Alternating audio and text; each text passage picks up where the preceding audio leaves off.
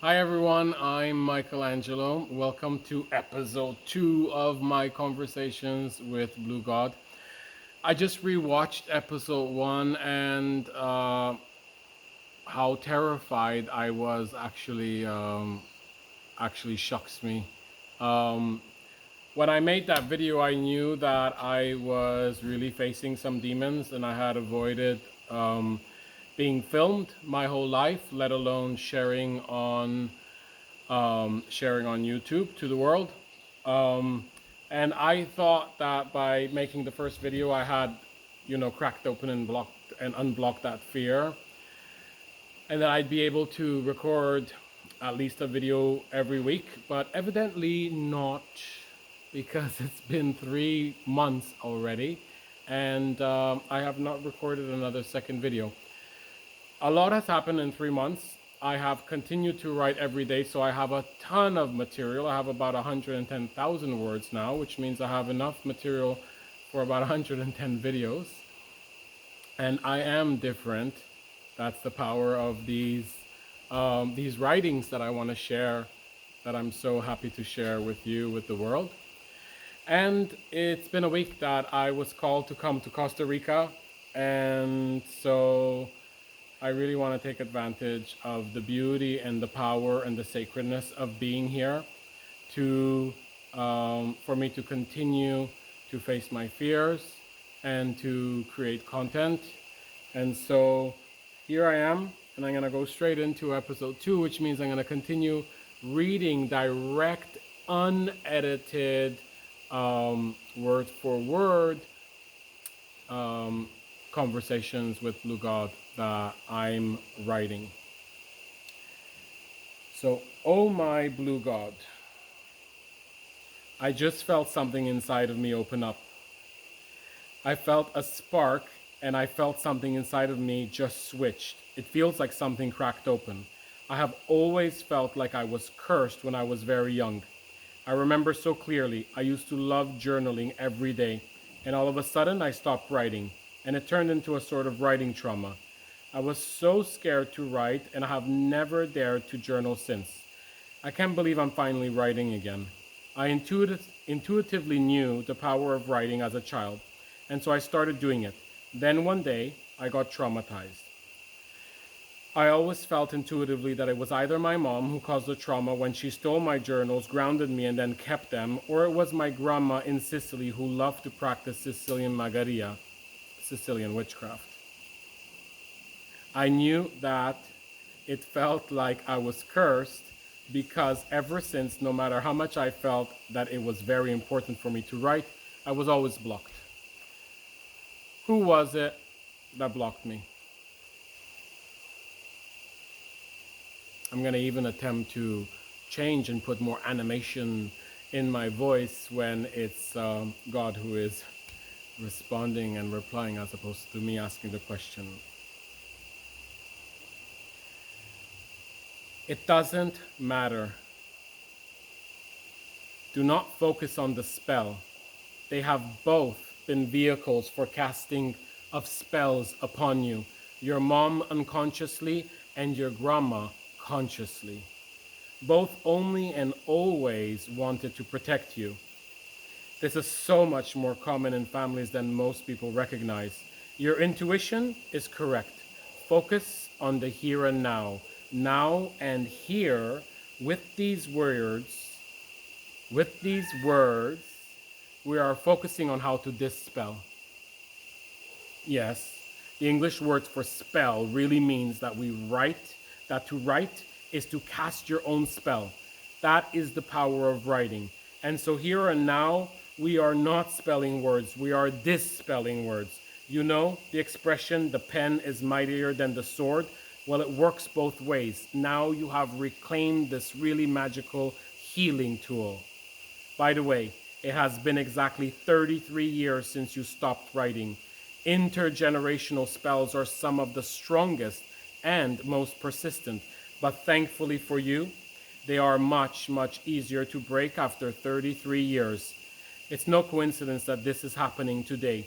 As you already know, there are never any coincidences in the three-dimensional world. Only for the most part, humans live in a disconnected way, and so they are not seeing how much is actually playing out behind the scenes on multiple levels. You were not ready until now, and it would not have benefited you anyways. Yes, it was not easy, but by totally eliminating such an important tool, it was like eliminating one of your faculties. It allowed for some other faculties to develop at the superhuman level, ultimately allowed you to focus on developing your intuition. And you have done a tremendous and marvelous job at that. You will thank me later in ways that are still unbeknownst to me. Yes, unbeknownst to you. You will thank me later in ways that are still unbeknownst to you. Yes, I am foreshadowing.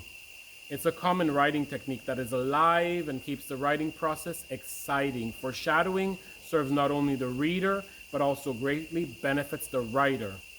While you are writing, you have the direct power in your hands. The reader is then also excited because they sense the excitement and the magic that was truly unfolding during the writing process, as it is happening right now. Feel it.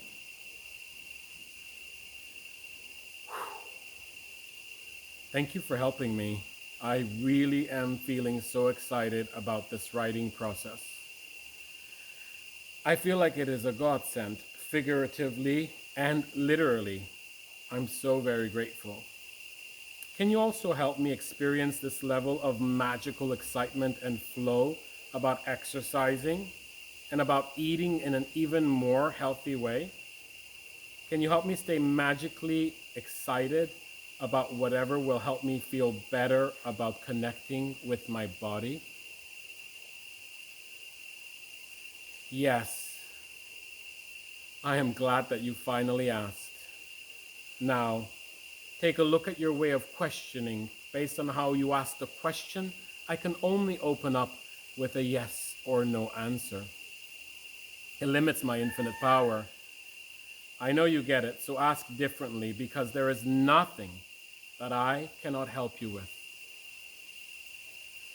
Wow, nothing that you cannot help me with. That's a bit overwhelming, and yet insanely exciting. Okay, so how can you help me get and stay excited about exercising and eating right, and excited about everything that makes me feel better about my body?